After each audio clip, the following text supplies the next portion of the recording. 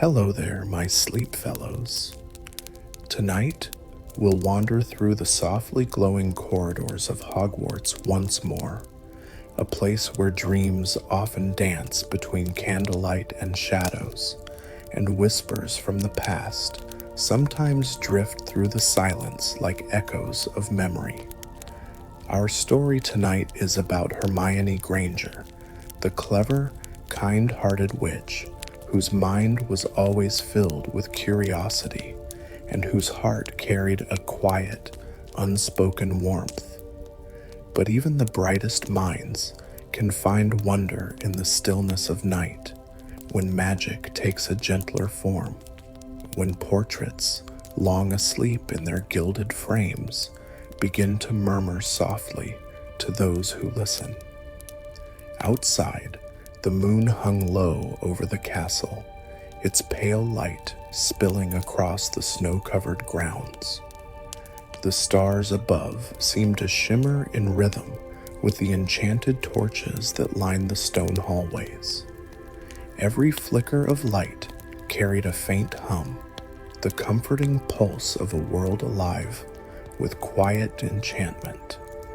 The forbidden forest stretched dark and endless beyond the castle walls, but here inside, all was calm.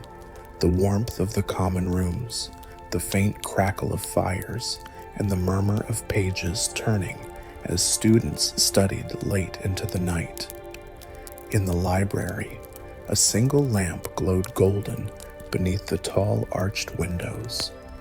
Dust drifted lazily in the air, catching the light like falling stars.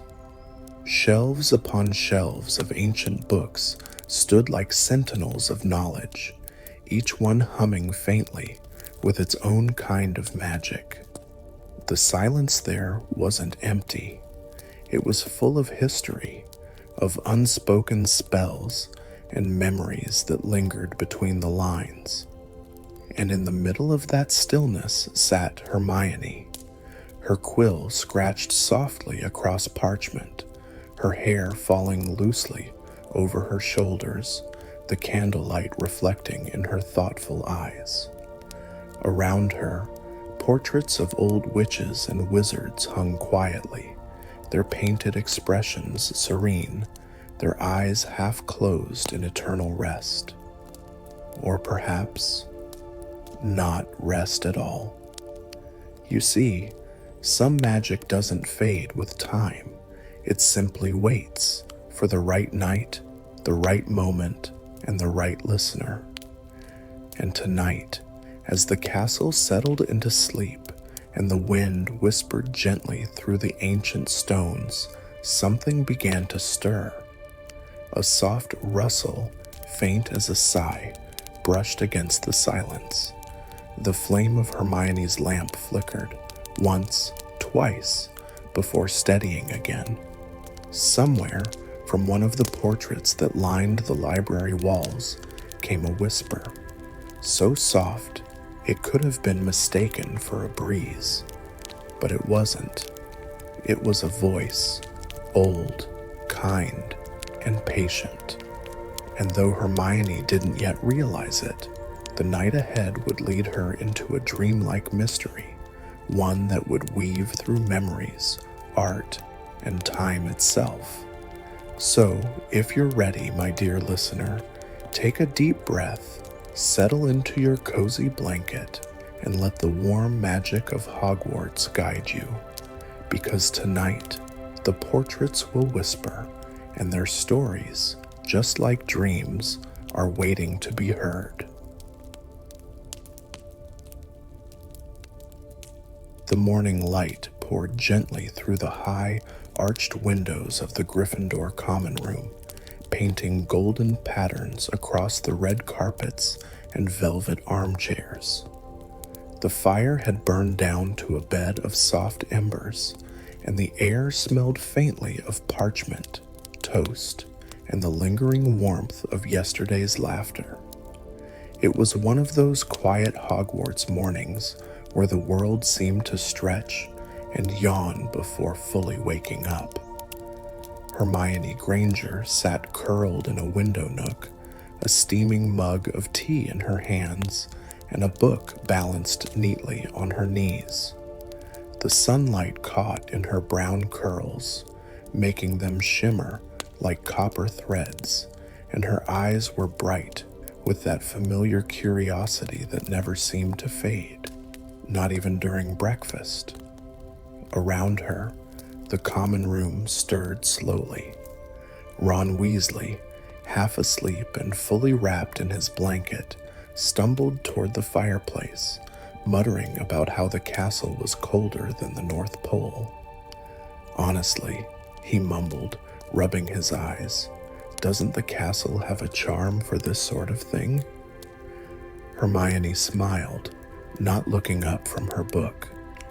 It does, Ron. It's called getting up early and casting a warming charm. From across the room, Harry laughed softly as he adjusted his glasses. You've walked right into that one, mate. Ron grinned faintly, shaking his head. You know, Hermione, some of us prefer sleep to spell work. Hermione glanced up at him with a mock sternness. And some of us prefer warm toes. Their laughter mingled with the soft crackle of the fire, a sound so familiar and comforting it felt like home. For a few peaceful minutes, they simply enjoyed the morning, the quiet rustle of pages turning, the clink of spoons against teacups, and the distant chatter of portraits waking in the corridors beyond. It was during these serene moments that Hermione felt the true magic of Hogwarts most deeply. It wasn't just in spells or potions. It was in the companionship, the warmth of friendships built through countless shared adventures.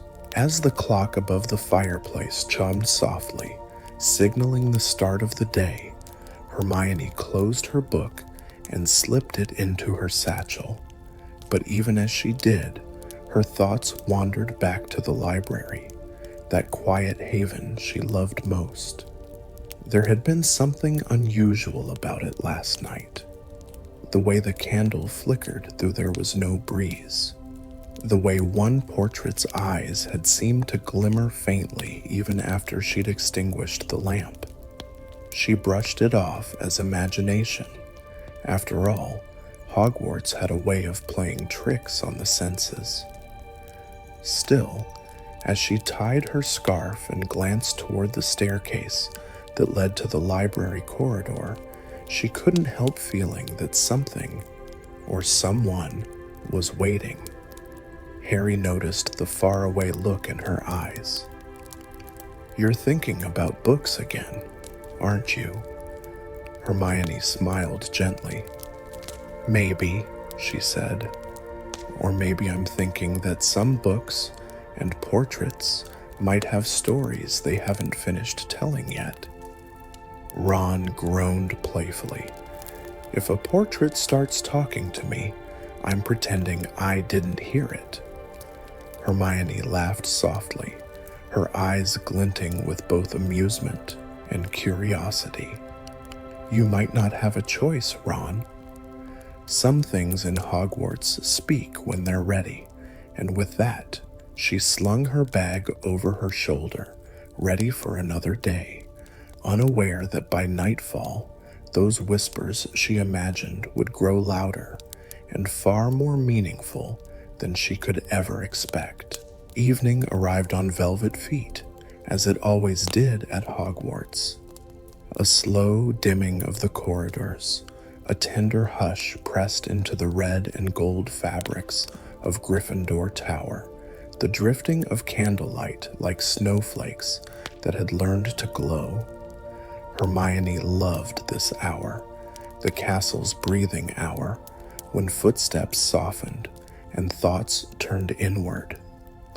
After supper, Harry and Ron chose the comfort of chess and a friendly argument about Quidditch statistics.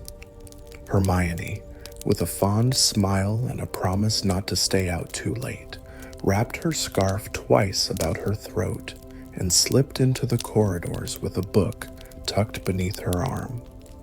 She wasn't sure why the library called to her so strongly tonight. It wasn't homework. It was a feeling, delicate and certain, like a hand resting lightly on her sleeve. The hallway approaching the library was calmer than usual, its tall, arched windows showing a night stitched with patient stars. Snow feathered past the glass, each flake catching moonlight, and the torches along the wall bowed their flames in a soft, synchronized greeting. Portraits drowsed in their gilt frames, some murmuring half-dream sentences about tea or cobwebby attics, or the old days when broomsticks were built from braver twigs. As she reached the library doors, Hermione slowed. The oaken panels seemed more polished tonight, their carvings, branches, owls, stars, crisp as frost. She pushed gently. The hinges did not squeak. Instead, the doors opened with a hush like a curtain parting at the start of a lullaby. Inside, the air was warm and very faintly spiced, as though someone had brewed mulled cider 3 rooms away. Lamps along the central aisle burned low, their shades cut into leaf shapes that scattered quiet patterns over the tables. Books, thousands upon thousands, watched with the friendly attention of shy creatures at dusk. The silence was not empty, it was full of listening. Madame Pince was nowhere to be seen, likely ensconced in her office, cataloging misbehaving tomes. Hermione placed her own book on a table and moved toward the far wing, the gallery of historical portraits. She often came here when she needed to think. The painted scholars, healers, and inventors seemed to steady her in ways living conversation sometimes couldn't. Tonight, though, the portraits looked different. Each frame carried a soft bloom about its edges, not bright, not cold, simply present, like candlelight reflected in a spoon. Most of the figures within were asleep, chests rising and falling with the regularity of paint that remembered breathing. Their brushes, quills, and compasses lay gently at hand. A painted cat slept upon a painted lap. Its whiskers were single silvery commas. Hermione stood before a long, narrow canvas of an old scribe at a desk. She loved the painting's tiny details, the ink blot shaped like a crow, the page corner turned by an invisible wind. Tonight, however, she noticed something new, a moth in the corner margin. She could have sworn it hadn't been there yesterday. Its wings were drawn in pale chalk, speckled with gold. She leaned closer, breath held, and the moth trembled. "Hello?" she whispered, half to herself, half to the painted room. Nothing answered, only a ripple in the moth's powdery wings, so subtle it might have been a trick of the lamplight. Hermione smiled at her own eagerness. Hogwarts loved to tease the observing mind. She continued along the line of portraits, a tapestry weaver threading starlight into her loom, a town apothecary arranging lavender sprigs, a young witch with a tower of books and a grin like the start of an idea. The young witch's eyes, midnight blue, thoughtful, followed Hermione for a few inches, then closed again as if satisfied. Hermione paused. She reached out, not touching the frame, but allowing her hand to hover just above it. Warmth baked off the varnish, or was that her skin? The lamps dipped for a heartbeat, The library swallowed a slow, careful breath, and somewhere among the frames, a voice unstitched itself from sleep. "Hush," it sighed, more an idea than a sound. Hermione turned, not startled so much as stilled by the gentleness of it. "Who's there?" she asked softly, mindful of the library's preference for whispers. At first, nothing moved. Then, the moth in the scribe's portrait lifted from the page with a dry petal sound and drifted into the painted air. It circled the scribe's candle, shedding a little snow of gold dust, and when it settled on the margin again, the scribe's eyelids fluttered. He did not wake, but the candle's flame lengthened as if it had heard its name. Across the aisle, the tapestry weaver breathed out. From her loom, a single thread of light unspooled, so thin it was almost imaginary, and slipped, obedient and unafraid, past the boundary of the frame. Hermione watched, upright but calm, as the thread came to rest against the frame beside it, where the town apothecary stirred and touched his painted lavender with 2 careful fingers. The lavender owed briefly, then settled. It was nothing like Peeves's mischief or the boisterous clamor of the Great Hall portraits. This was quieter, intentional. The paintings weren't waking so much as confiding. "Is someone trying to speak with me?" Hermione asked, barely above breath. There came an answer, at last, from the long portrait at the end of the aisle. A woman in a gown the color of late summer fields opened her eyes. They were kind and older than the paint that held them. When she spoke, the words did not come from her mouth. They arrived in the air around Hermione, like a memory remembered in chorus. "Daughter of the diligent heart." The phrase folded over Hermione's shoulders like a shawl. She smiled despite the shiver that threaded down her spine. "That's very poetic," she whispered. "Who are you?" The woman's head jumped as though listening to a distant bell. "A keeper of quiets," the air answered. "We are many, stitched into varnish and thread. You pass us every day, child who reads by lamp glow." Hermione's throat warmed. "I do," she admitted, her voice small and honest. "You've helped me more than you know." The lamps steadied. The hush, somehow, deepened. A second voice, this one from a portrait of a mapmaker surrounded by clouded globes, wove itself into the first. "We have watched, and we have waited." "For what?" Hermione asked. "For a listener," she swallowed gently. "I'm listening." At that, something shifted, both within the paintings and within the library itself. A hinge opening, a step set upon the first stair. The moth lifted again, and now the dust it shed formed letters that didn't quite become words, but were understandable anyway, the way music is. Hermione felt meaning flicker along her skin. It was not urgent. It was invitation. "We whisper," the gathered voices breathed, "because a seam is loosening." "Where?" Her tone remained soft, curiosity wrapped in care.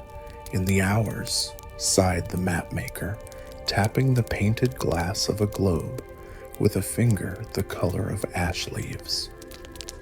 The globe showed Hogwarts, or a version of it, with hallways lit like constellations.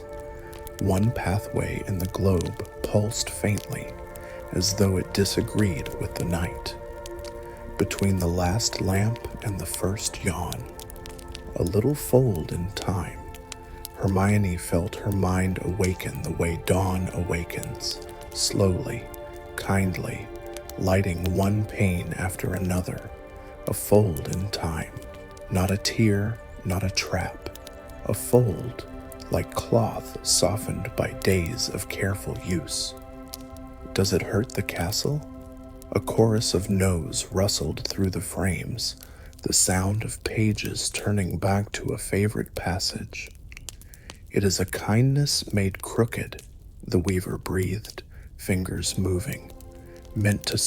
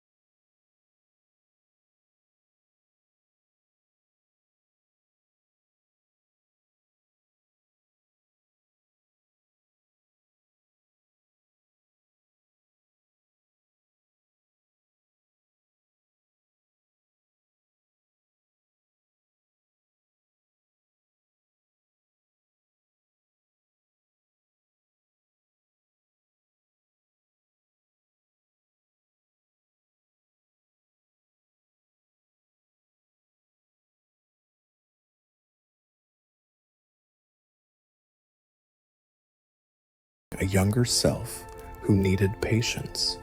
You can rest now. We'll keep the candle. Her words fell into the painting like balm.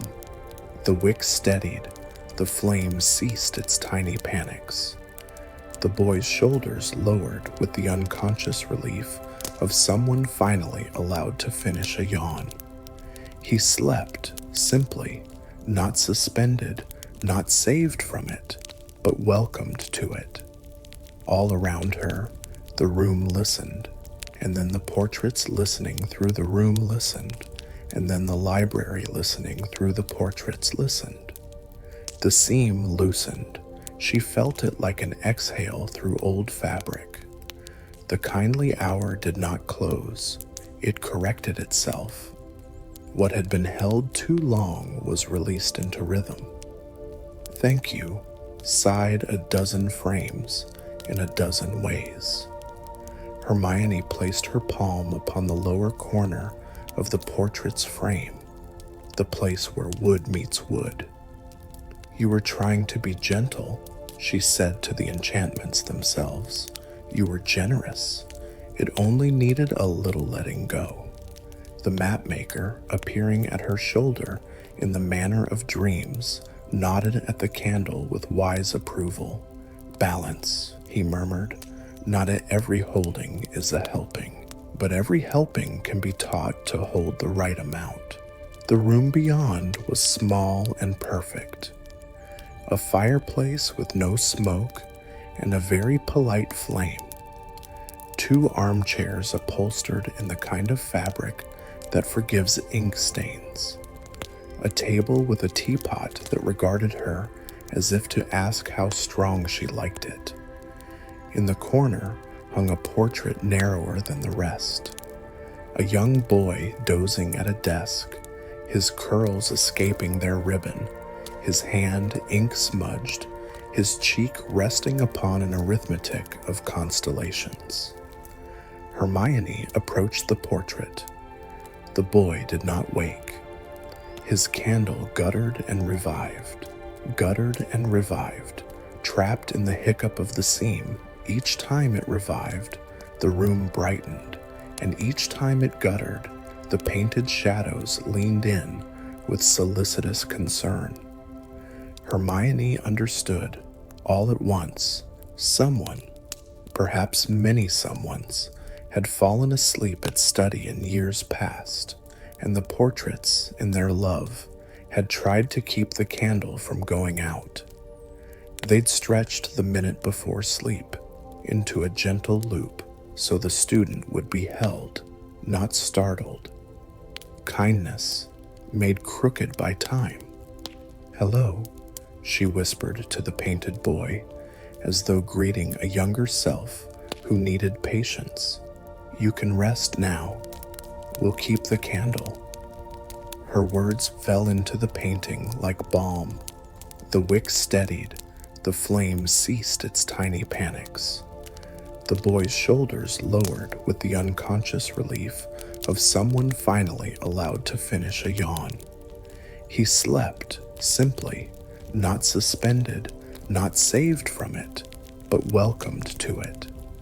All around her, the room listened, and then the portraits listening through the room listened, and then the library listening through the portraits listened. The seam loosened. She felt it like an exhale through old fabric. The kindly hour did not close. It corrected itself. What had been held too long was released into rhythm. Thank you, sighed a dozen frames in a dozen ways. Hermione placed her palm upon the lower corner of the portrait's frame, the place where wood meets wood. You were trying to be gentle, she said to the enchantments themselves. You were generous. It only needed a little letting go.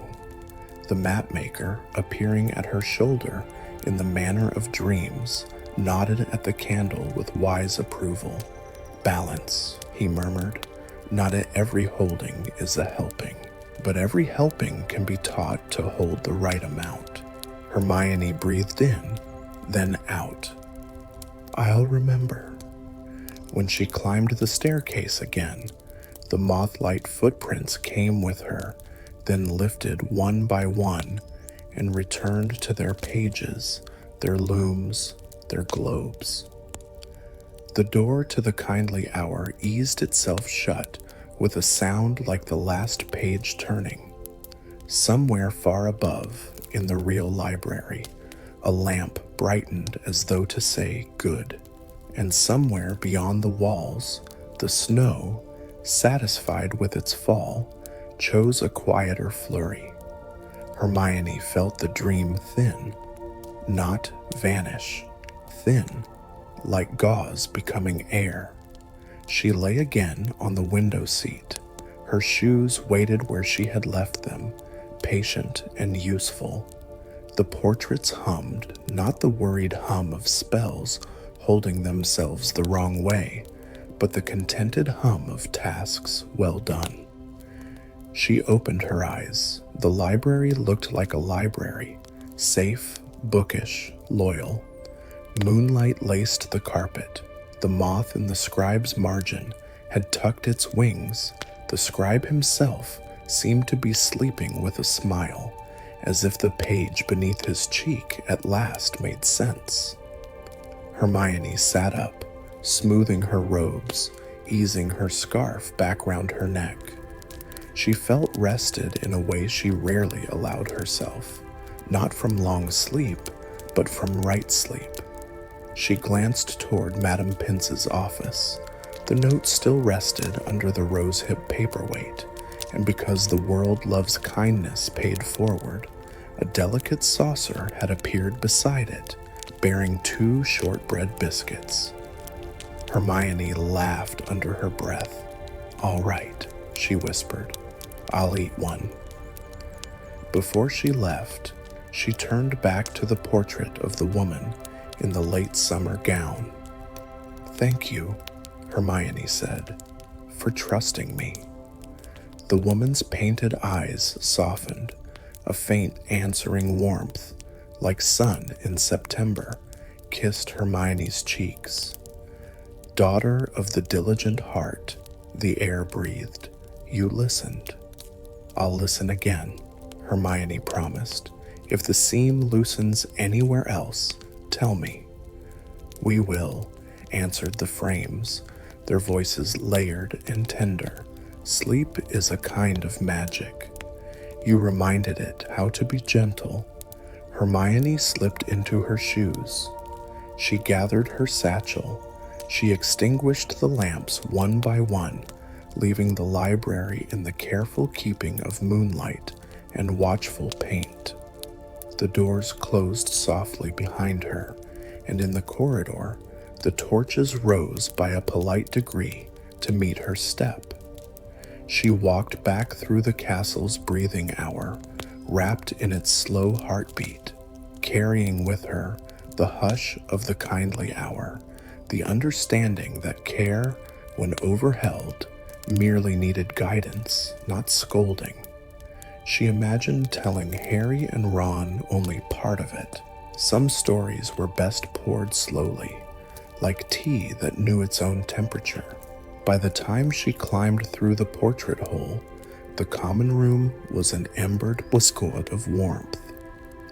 Ron snored faintly, collapsed sideways across a chessboard that would forgive him in the morning. Harry slept in an armchair with his glasses askew and a book tented on his chest. Crookshanks, sovereign of hearths, occupied the exact center of the rug. Hermione stood for a long, soft moment, simply watching the 3 of them, precious and ridiculous, lit by the gentle fire. The portraits above the mantel, the little landscapes of places no one had ever visited, seemed to breathe more easily. She drew a blanket from the back of a chair and tucked it over Harry, then over Ron, knowing he would deny the kindness tomorrow, and knowing that kindness didn't mind. She placed the spare cushion under Crookshanks's chin, because some kings like their pillows. And when at last she climbed the stairs to bed, the castle spoke again as she passed a narrow, forgettable portrait of a forgettable corridor captured in perfect paint.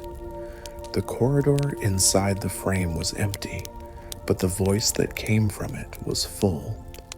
Balance, it sighed, sleepy and pleased. Yes, Hermione whispered back. Balance.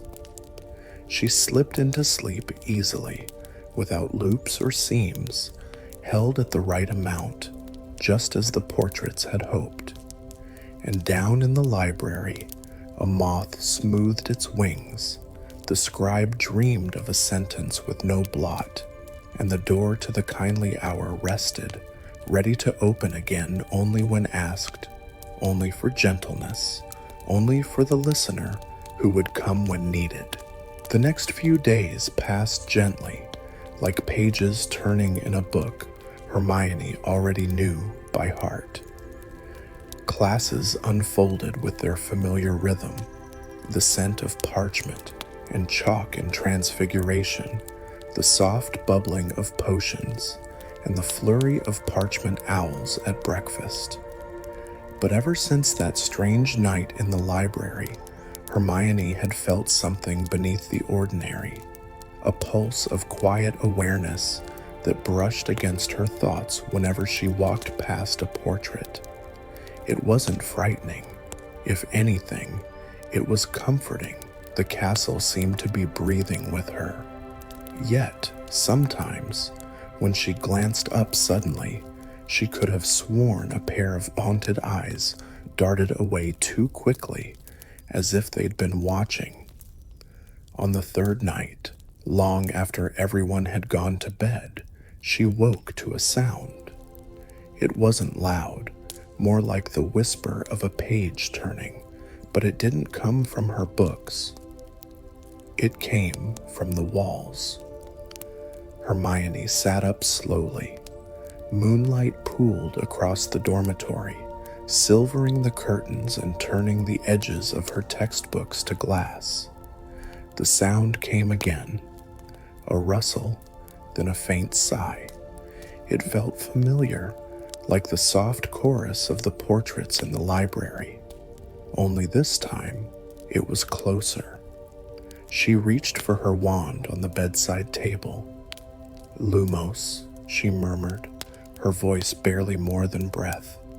The wand tip bloomed with pale light, warm and steady. She slipped from her bed, careful not to wake the others. The room was calm. Parvati and Lavender breathed evenly, lost in their dreams. But as Hermione moved toward the door, the light flickered. Not from the wand, from something else. Across the room, a small oval portrait hung between two beds. A simple painting of a meadow at dusk. It was one of many placed in student dormitories, harmless decorations meant to add charm. But tonight, the meadow was not still. The grass moved, rippling in a painted breeze. The sky above the painted horizon glowed faintly, as if dusk had given way to twilight. Hermione stepped closer. "Hello?" she whispered. The painted wind carried her voice across the canvas, and then, from somewhere deep in the frame, came a familiar voice, soft, melodic, and layered, as if spoken by many at once. "Daughter of the diligent heart." Her breath caught. "You again," she said quietly. "But why here? Why not in the library?" The voice shimmered, gentle and calm. "Because the seam widens." Hermione frowned softly, though her tone stayed patient. "The seam? You mean the one in time? The one we spoke about?" "Yes," the whisper answered. "When you smoothed the kindly hour, you touched its echo. But echoes linger. one thread pulls another. The next few days passed gently, like pages turning in a book Hermione already knew by heart.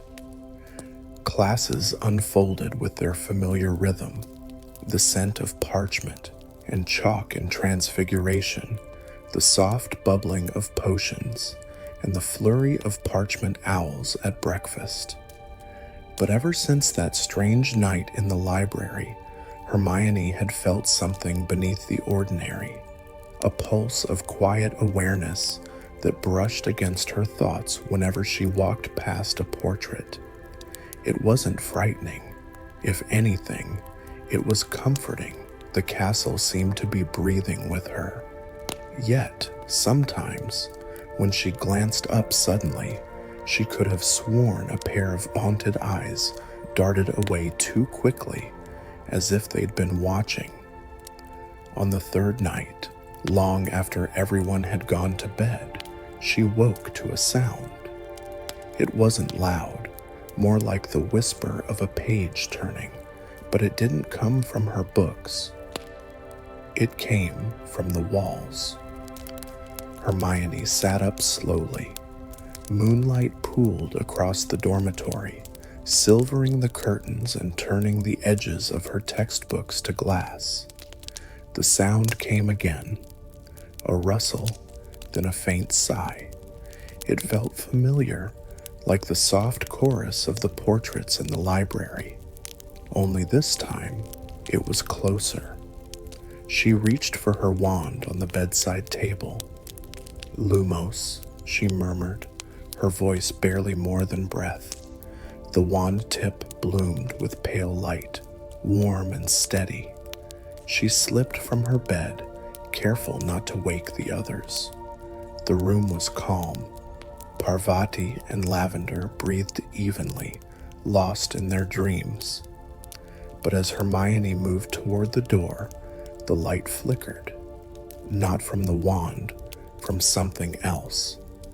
Across the room, a small oval portrait hung between two beds, a simple painting of a meadow at dusk. It was one of many placed in student dormitories, harmless decorations meant to add charm. But tonight, the meadow was not still. The grass moved, rippling in a painted breeze. The sky above the painted horizon glowed faintly, as if dusk had given way to twilight. Hermione stepped closer. "Hello?" she whispered. The painted wind carried her voice across the canvas, and then, from somewhere deep in the frame, came a familiar voice, soft, melodic, and layered, as if spoken by many at once. "Daughter of the diligent heart." Her breath caught. "You again," she said quietly. "But why here? Why not in the library?" The voice shimmered, gentle and calm.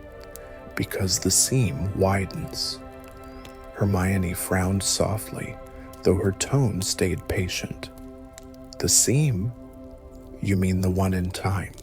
The one we spoke about?" "Yes," the whisper answered. "When you smoothed the kindly hour, you touched its echo. But echoes linger. One thread pulls another." "Is it you again?" she asked quietly. The spiral within the painting shimmered. For a moment, she thought she saw a figure, distant, small, climbing the stairs, but it wasn't painted. It was light, soft and shifting, like a living constellation walking through clouds. Then came the whisper, "We are many voices, but one memory." Hermione's hand hovered near the frame. A memory of what? The light on the painted staircase paused. Of those who wished to see beyond their paint. Those who looked at the world from canvas and wondered what it felt like to dream. Her heart softened. "And now you can?" "Only through the seam," came the reply. "But it widens too far. dreams are spilling where they should only brush. Hermione nodded slowly, understanding dawning like dawn itself. You mean the portraits are beginning to dream too strongly? Yes, dreams are magic, and magic unguarded can forget its shape. Her voice was gentle, patient. Then show me what must be done. The portrait's glow brightened slightly, casting a soft circle of light on the floor. And just within that circle, faint motes of silver began to appear, like stars drifting down from the painted clouds. They gathered at her feet, forming a delicate spiral, echoing the staircase in the frame. Hermione stepped into the light. The air thickened, cool and weightless all at once. The sound of her own breathing mingled with distant murmurs, laughter, sighs, fragments of stories that were not hers, but somehow knew her name. The spiral brightened. Then, softly, the world shifted. She was standing within the painting. The staircase stretched and upward into mist, each step formed of light. The air here shimmered with color, and every whisper seemed to hum through her thoughts like music.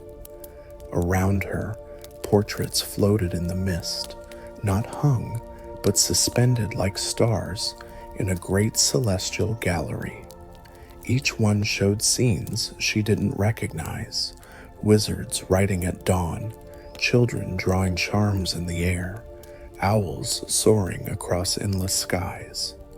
But all their painted figures were awake now, gazing at her with quiet wonder. A voice, warm, layered, ancient, spoke near her ear. The seam reaches through us now. It remembers too vividly. We dream, and our dreams are trying to breathe. Hermione looked up the staircase. Then we'll find its source, she said softly, and calm it. She began to climb. Each step sang beneath her foot, not loudly, but in a tone that felt like home. The higher she went, the brighter the air became. Around her, the paintings glowed faintly, their colors alive in ways no pigment could ever achieve. She paused on one landing, a portrait beside her, that of a kindly-looking witch with silver eyes, leaned toward her slightly. When you wake, tell them we remember joy, the witch said. Tell them the walls still dream kindly. I will, Hermione promised. When she reached the top, the staircase ended in an open space made entirely of light and memory. A great canvas floated in the air, blank, pulsing faintly, like a heart waiting for a story. Hermione approached it slowly, her breath quiet and steady. What is this? She whispered. The first frame, the voices murmured, where the enchantment that binds our art was first painted. It is beautiful, but it is forgetting itself. The canvas quivered, a faint ripple running across its surface. The air grew warm, not in warning, but in longing. Hermione raised her hand. You're unraveling, she said softly. Your dreams are leaking into ours. The canvas pulsed again, the glow deepening. We only wanted to share them, it said. The voice that came now was childlike, tender, afraid, to show the world what we see. But we forgot that dreams unshared must stay soft, or they will spill. Hermione smiled gently. Then let me help you remember. She drew her wand slowly and whispered, Quietus Memoria.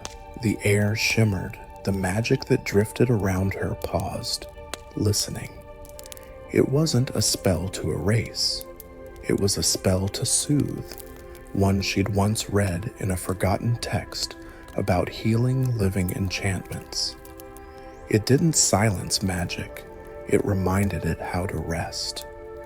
The blank canvas trembled once more, then softened.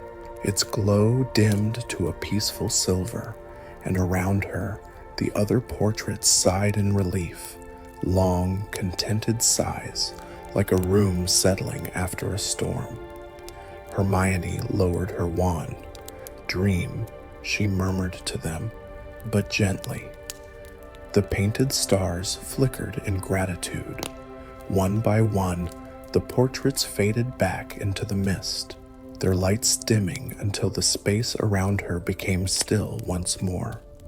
The spiral beneath her shimmered faintly, and she felt the pull, that gentle sensation of being guided home. When she opened her eyes, she was standing again in the corridor of the West Tower. The portrait of the staircase hung quietly before her, still and serene. Its sky no longer moved, and its clouds had returned to soft stillness. The torches along the wall brightened slightly, as though approving. Hermione smiled faintly.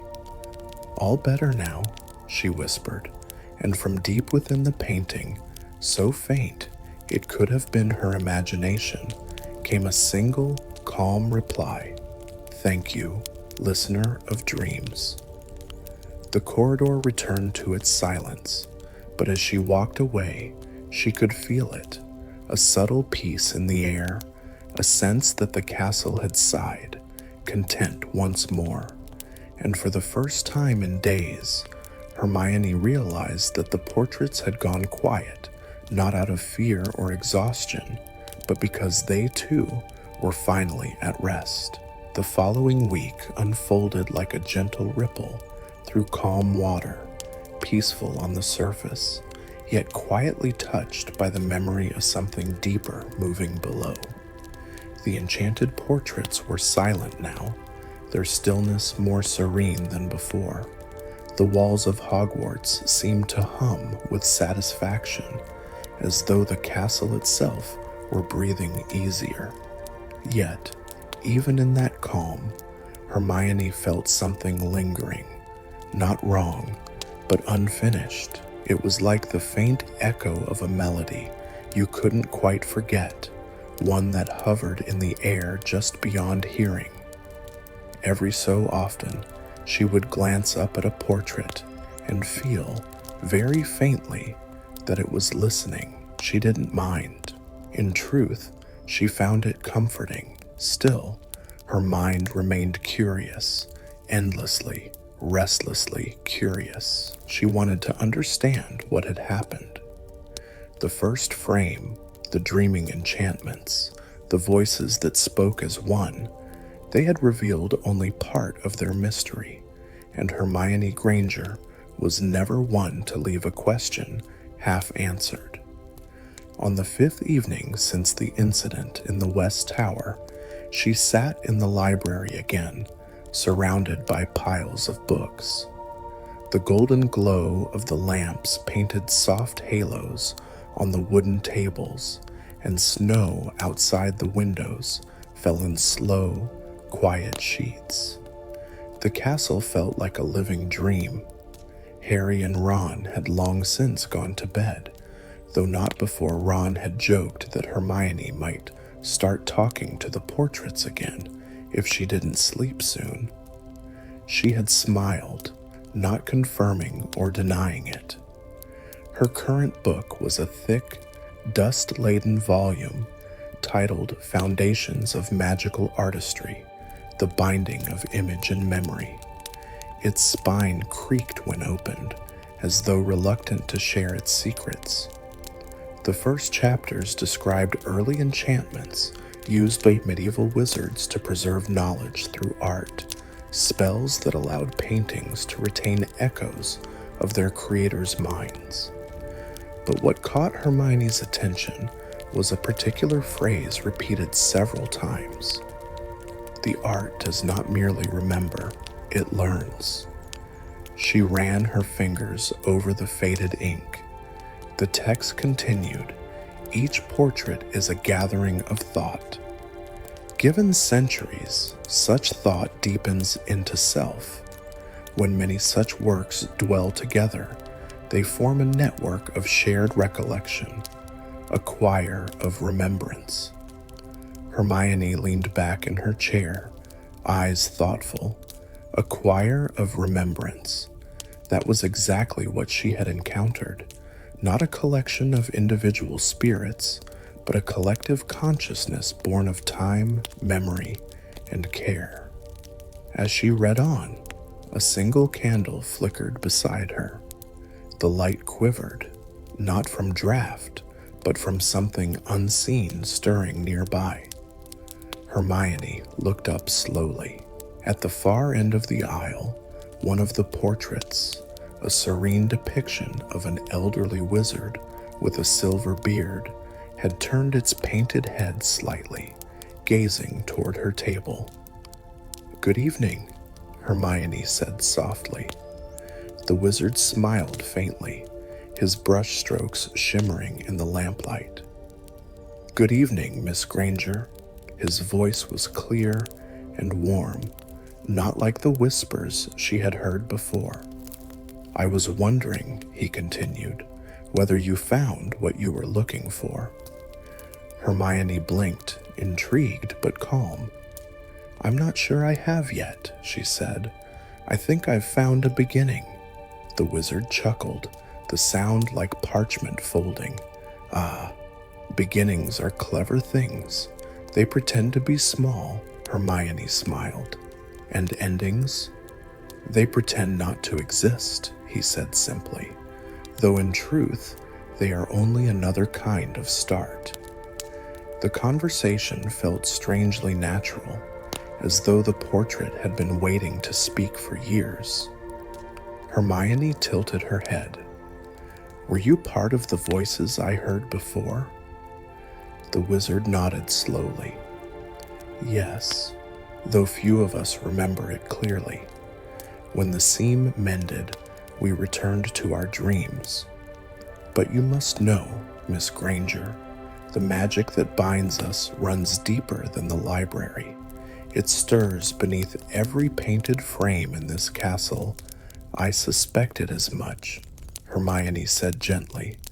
"The castle is alive, not just through its stones and staircases, but through memory. And memory," she paused, "has a will of its own." The wizard's expression softened. "Indeed, and Hogwarts remembers everything that is done with care." Hermione rested her chin on her hand, considering his words. "Is it remembering something now?" "Yes," he said. "It is remembering you." A faint warmth spread through her chest, though not from pride. It was a quiet, humbling warmth, the kind that comes from being part of something larger than oneself. "Thank you," she said softly. "I'll take good care of what you've shared with me." The wizard inclined his head. "That is all any memory asks." The portrait dimmed, returning to its painted stillness. Hermione exhaled, long and slow, her mind alive with thought.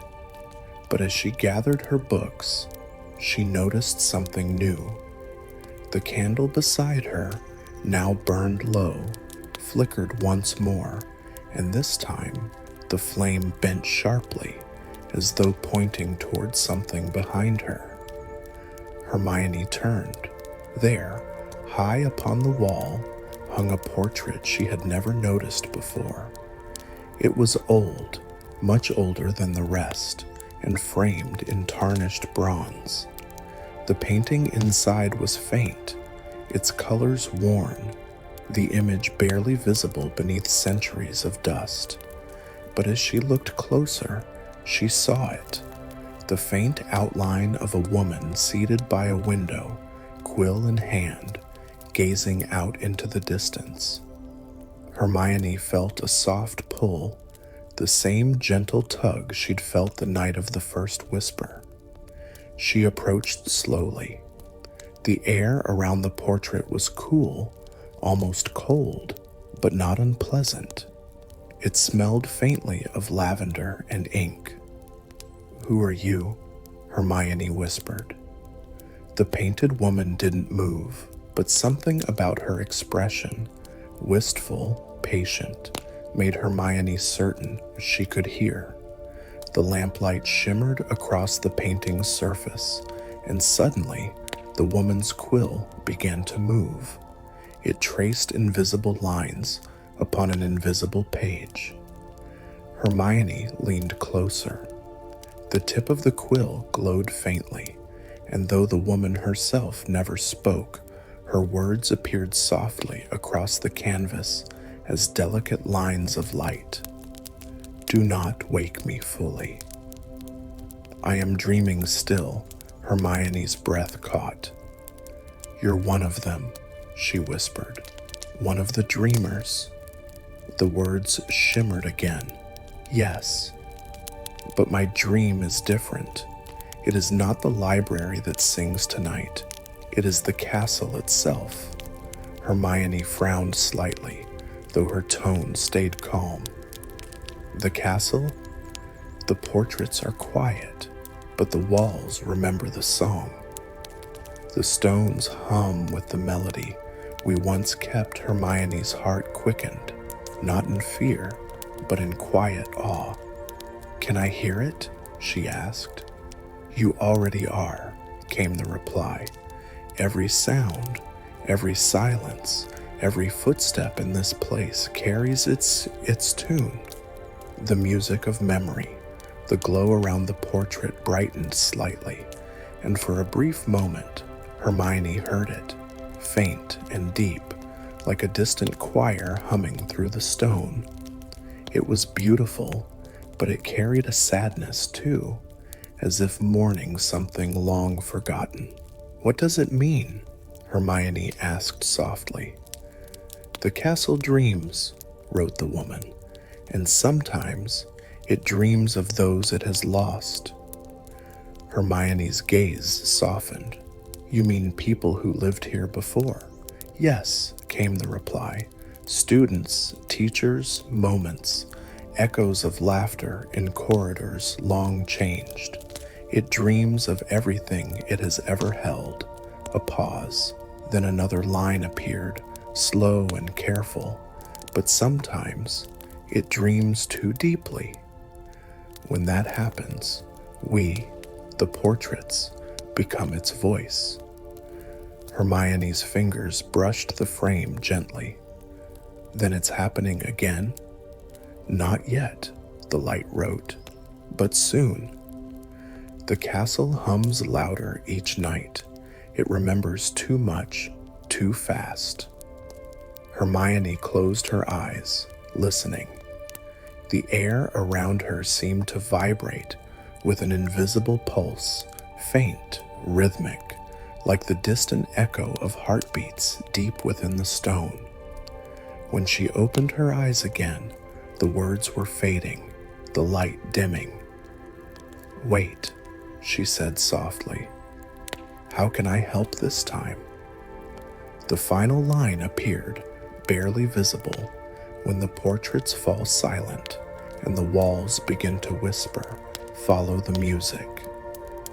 And then the woman's quill stilled, the glow vanished. Hermione stood in silence for a long time, the hush of the library pressing around her. The candle had burned down to a golden puddle of wax. The castle, once quiet, now seemed to hum faintly beneath her feet. She exhaled slowly. "Follow the music," she repeated under her breath. As she turned to leave, she glanced once more at the bronze-framed portrait. Though the woman no longer moved, her painted gaze seemed to meet Hermione's one last time, calm, knowing, grateful. The next morning, Hermione would wake to find that every portrait in the castle had gone completely still.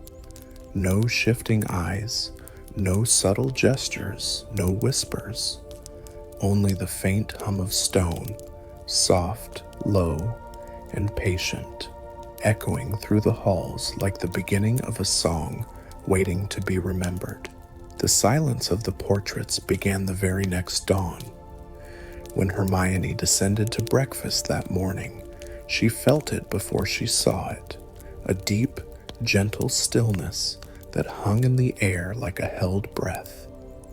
The great hall looked the same as ever, golden sunlight streaming through enchanted windows, the smell of pumpkin juice and cinnamon rolls, laughter weaving softly between the tables. Yet, above all that life, the portraits were utterly motionless. Every single one. The wizards and witches, who normally bowed, yawned, or whispered advice to passing students, now stared blankly ahead, their painted faces calm but vacant. The fat lady at the entrance of Gryffindor Tower didn't even greet her usual "password, please." She merely opened her frame with a silent nod. It wasn't eerie, not frightening, just wrong in a gentle way, like a familiar melody that had forgotten its words. Hermione's mind, ever quick to find patterns, felt the faint pull of puzzle pieces aligning. She could still hear the hum beneath the stones, faint, rhythmic, like the slow heartbeat of the castle. "Hermione?" Harry's voice broke through her thoughts. He slid onto the bench beside her, Ron trailing behind, with a plate stacked precariously with toast. "Are you all right?" Harry asked, following her gaze toward the nearest portrait, an elderly witch with a violet bonnet who hadn't blinked since they'd sat down. Hermione nodded absently. "The portraits," she murmured. "They've gone quiet again." All of them Ron bit into his toast, speaking around the crumbs. "Good. Maybe now they'll stop judging me for my table manners." "Ron," Hermione said softly, a note of patient exasperation in her tone. "This isn't normal. They're part of Hogwarts' consciousness. When they fall silent, something is changing." Harry frowned. "Do you think it's connected to the dream thing from the library? That seam?" Hermione hesitated. "I think the seam healed, but it left a memory behind. The castle may be—" She paused, choosing her words carefully, remembering itself again. "And it's remembering too much." "Too much?" Ron asked, lowering his toast. "How can you remember too much?" "When you hold too many thoughts at once," Hermione said gently. "Even a mind made of magic can get tangled." Harry leaned back, thinking. "So what do we do?" Hermione met his eyes. "We listen," Ron groaned, again with the listening. "Yes," she said, standing, her tone calm but firm. "Because last time, it's what saved us." That evening, the trio made their way through the quiet corridors of Hogwarts. The sunset painted the castle in soft amber and rose, casting long shadows that seemed to breathe with each flicker of torchlight. The portraits lining the hallways stared straight ahead, unmoving. It was as though the castle had slipped into meditation. Hermione led the way, her wand drawn but not raised. "The hum is stronger here," she whispered, as they turned toward the western corridor, where stone arches opened into the heart of the castle. Harry nodded. "It feels alive." Ron squinted toward the end of the hall. "Feels like it's watching us." Hermione smiled faintly. "It always does." They stopped before the bronze-framed portrait, the one of the woman by the window, quill in hand. The painting was dimmer now, its colors muted as though covered by a thin veil of fog. Hermione stepped closer. "She was the one who told me to follow the music. she murmured. Maybe she'll guide us again. But the painted woman did not stir. Her quill rested still. The air around the portrait was cooler tonight, yet beneath that chill, there was a hum, low and steady, vibrating softly through the floor. "Do you hear it?" Hermione asked. Harry nodded. "It's coming from below." Ron tilted his head, frowning. "The dungeons?" Hermione shook her head slowly. Lower, somewhere between the foundations and the oldest chambers, the castle's memory runs deepest there. She turned, her expression thoughtful, yet serene. "We'll go. But we'll be careful. No spells unless absolutely necessary. Just quiet steps and open ears." Ron sighed. "Right. Quiet steps, no fun." They followed the hum down winding staircases that seemed to appear only when Hermione led the way. The torches along the walls flickered to life one by one, sensing their passage, guiding them through shadowed stone corridors that smelled faintly of age and rain. At last, they reached a narrow archway at the base of the castle, a place few students ever saw. The stones here were darker, smoother from centuries of enchantment. A faint silver glow traced the floor, curling through cracks like liquid moonlight. "The hum is loudest here," Hermione whispered. They stepped through the archway into a vast circular chamber, one of Hogwarts' oldest foundations. The ceiling was lost in darkness, but the air shimmered faintly, as though filled with unseen threads of light. And then they heard it, a sound, soft and melodic, rising from the stones themselves. It wasn't music as humans knew it, but a vibration that stirred the heart, like the memory of a lullaby you couldn't quite recall. The sound wrapped around them, deep and slow, both ancient and kind. Ron's eyes widened. Blimey, the castle's singing? Hermione smiled faintly. It's remembering. Harry stepped closer to the center of the room, where the silver glow spiraled into a perfect circle. What's it remembering? Hermione knelt, her fingers brushing the glowing line. Us. Everyone who ever lived here. The laughter, the fear, the lessons, the magic of belonging. As her fingertips grazed the light, the hum deepened. Images shimmered faintly in the air. Brief, soft glimpses of memory. Students laughing in the courtyard. Dumbledore walking the halls at twilight. Hagrid carrying pumpkins larger than himself. A young witch learning to cast her first lumos. Harry and Ron stood still, breath caught in quiet awe. It's beautiful, Harry whispered. Hermione nodded slowly, but it's growing louder. The magic isn't balanced. It's trying to show us everything at once. Ron frowned. Can't it handle that? It's Hogwarts. Hermione shook her head gently.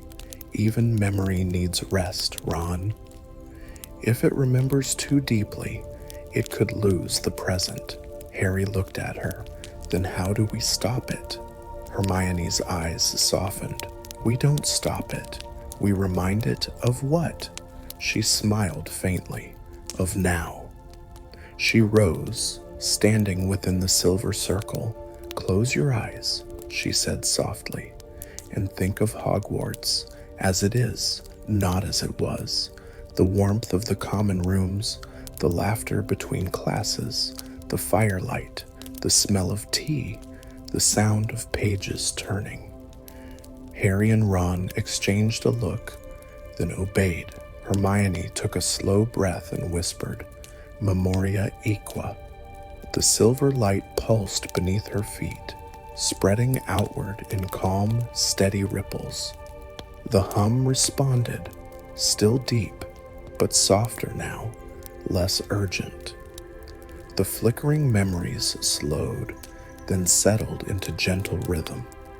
One by one, the shimmering visions aligned into a single image. Hogwarts as it stood now, glowing in calm moonlight. The hum faded to a contented sigh. When Hermione opened her eyes, the room was still, the glow dimming to a faint shimmer before fading completely. The silence that followed was perfect, not empty, but full of peace. Harry exhaled. "You did it." Hermione smiled, serene and tired. "We did it." The castle just needed to remember balance again. Ron stretched, yawning. "Can we, tell it to remember breakfast next time?" Hermione laughed softly, the sound echoing through the old chamber. "I think it already does." As they made their way back up the stairs, the hum of the castle changed. Not gone, but transformed. It was no longer the pulse of restless memory.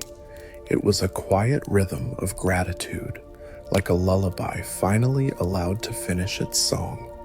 And though the portraits remained silent that night, their painted faces seemed softer, their colors warmer, as though they, too, were finally resting, wrapped in the calm heartbeat of a castle that had remembered how to dream gently once more. The following morning broke in shades of silver and rose, a quiet dawn that seemed to fill a hum with contentment. Snow still blanketed the castle grounds, but now it sparkled under the newborn light, each flake catching the sunrise like fragments of a spell renewed. The hum within the castle had changed. It was no longer the song of overburdened memory or the whisper of restless portraits. It was softer now, pulsing gently through the halls like the heartbeat of something alive and peaceful.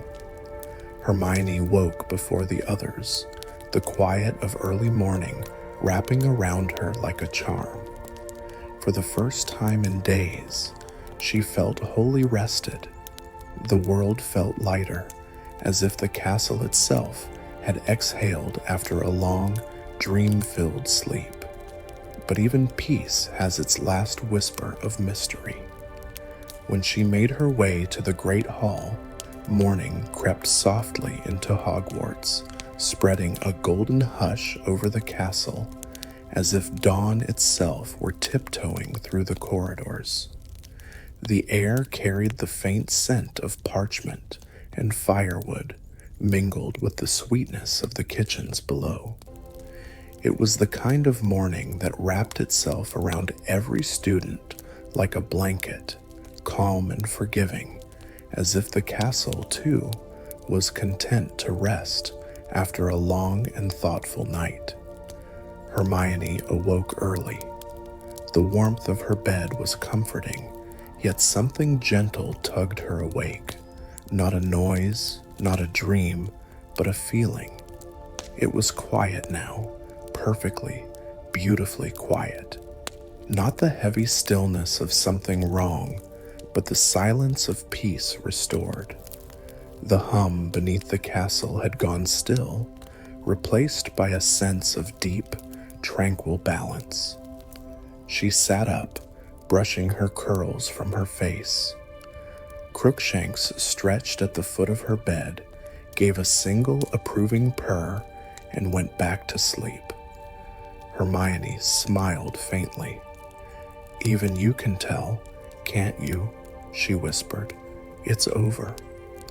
Downstairs, the Gryffindor common room glowed with early light.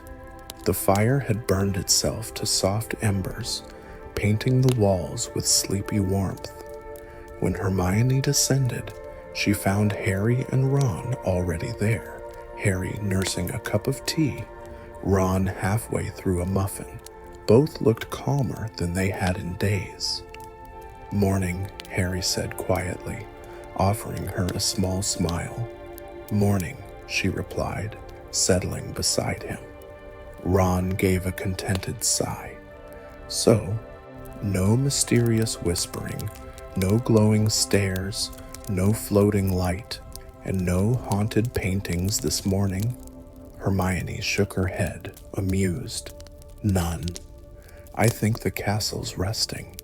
Just as we should. Harry nodded, gazing toward the window, where sunlight spilled through the glass like honey. Feels different, doesn't it?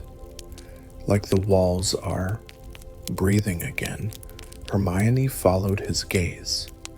The portraits on the walls stirred softly, not chattering, not restless, but quietly alive.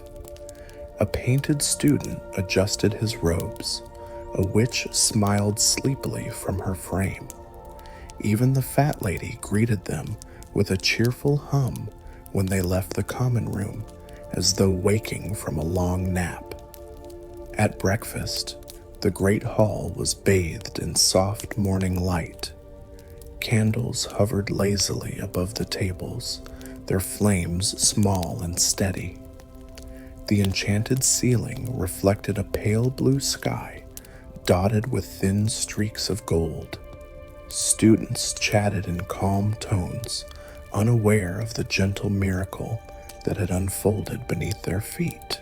Hermione poured herself tea, her movements unhurried. She could still sense it, that faint warmth in the air, as though the castle itself was quietly thanking her. Hogwarts felt whole again, its memories folded neatly into place. Dumbledore's portrait at the far end of the hall caught her eye. His painted self gave her the smallest, knowing nod. Hermione smiled back, understanding without words that he knew exactly what had transpired. After breakfast, she wandered alone through the halls, letting her fingers brush against the stone walls. Every corner seemed alive with soft magic, portraits nodding politely, sunlight catching the dust in midair, the faint creak of enchanted wood beneath her steps. It was as though the castle were whispering thank yous in its own language, warmth in the air, balance in the walls, and peace in the way it hummed faintly once more. She paused outside the library door, that familiar place where it had all begun. The portraits inside were awake again, their faces calm, their eyes thoughtful. The woman in the late summer gown smiled gently when Hermione stepped closer. "You did well," she said in a voice soft as the turning of a page. Hermione smiled. "You all did. I only listened." The portrait's colors glowed faintly. "Listening," the woman murmured, "is the oldest kind of magic." Hermione nodded, her voice almost a whisper, "and the kind we forget too easily." For a while, she stood there, basking in the calm light, filtering through the high windows. She thought of the seam that had been mended, the dream that had been soothed, and the castle that had finally remembered how to rest. There was no grand victory, no applause, only quiet understanding. And that, she realized, was exactly how Hogwarts liked it.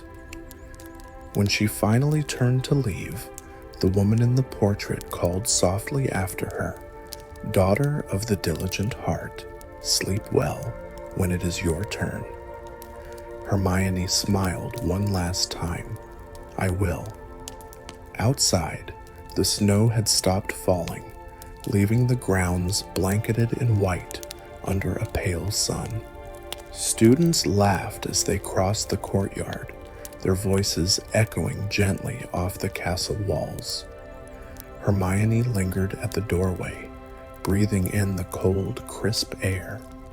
The wind carried faint traces of something sweet, perhaps the kitchen's baking early, or perhaps the last remnants of a dream that wasn't quite ready to fade. She looked up at the towers, their peaks crowned with glimmering frost. In their quiet grandeur, she saw not just stone and magic, but life, the kind that endures through time, kindness, and care. And for the first time in days, Hermione Granger felt the peace of knowing that all was exactly as it should be. The castle was quiet, the magic was calm, and somewhere deep within its heart, Hogwarts, eternal, wise, and gentle, slept in harmony once more. Night descended softly upon Hogwarts, cloaking the towers and courtyards in a tender hush. The snow, now touched by moonlight, glittered like scattered stars upon the ground. Every window glowed faintly golden, like small beacons of warmth against the deep blue of winter's quiet sky. Inside, the castle breathed slow and steady. No whispers, no hums, no unsettled dreams. Only peace. Hermione sat once more by the library window, her favorite spot. The lamps burned low, their flames steady and calm. A cup of tea rested beside her, steam curling lazily upward. In her lap lay a small leather-bound book, her own this time. Not a spell book or a tome of theory, but a journal. On the open page, her neat handwriting filled the lines with gentle reflections. She paused, looking up at the portraits surrounding her. Each one watched quietly, content in their silence. A few smiled faintly. One old scholar even tipped his painted hat. There was gratitude in their eyes, subtle but unmistakable. She closed her journal softly and whispered, "You're welcome." The fireplace crackled, sending ripples of light across the walls. For a heartbeat, Hermione thought she saw the woman in the late summer gown again, not fully formed, but shimmering faintly within the golden glow. The voice came so softly, it might have been the sigh of the fire itself. "You listened, and because you did, we can rest again." Hermione smiled, warmth filling her chest. "Then sleep well," she said quietly, "all of you." Outside, snowflakes drifted against the window, each one landing gently and melting into silver droplets. The night air carried no strange hum now, only the soft rhythm of the wind moving past the towers. The castle, vast, ancient, and alive, seemed to cradle its students with a mother's patience. Hermione leaned back, letting her eyes close for a moment. The last thing she heard before sleep claimed her was the comforting rustle of pages, a whisper of memory, not from the portraits, but from Hogwarts itself. And in that sound was a promise that magic born of kindness never fades, that those who listen will always be heard, and that every dream, no matter how strange or soft, will find its home within the heart of Hogwarts. The fire dimmed, the snow fell, and the castle slept, gentle, eternal, and full of love.